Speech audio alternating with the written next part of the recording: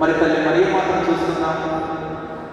తల్లి మరియ మాతను నిష్కలంక హృదయము, తల్లి మరియ మాత యొక్క హృదయం నిష్కలంకమైనది, ఎటువంటి పాపము లేనిది అని మనం నిష్కలంక మరియ మాతను మనం ఆరాధిస్తున్నాం. ప్రత్యేక భక్తిని మనం చూపిస్తూ ఉన్నాం.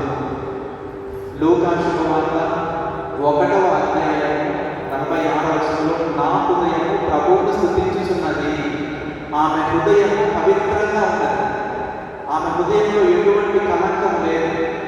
కాబట్టి అటువంటి కలంకము లేకుండా నిర్మలముగా పవిత్రముగా నా హృదయం పవిత్రంగా ఉన్నది, ఈ పవిత్రమైన హృదయంతో నా దేవుని స్తుతిస్తూ ఉన్నాను అని చెబుతూ ఉన్నాను. అదే తల్లి మరియ మాత లూకా శుభవార్త 2వ అధ్యాయం 19వ వచనం చదువుతూ ఉన్నా, 51వ వచనం చదువుతూ ఉన్నా, మరియ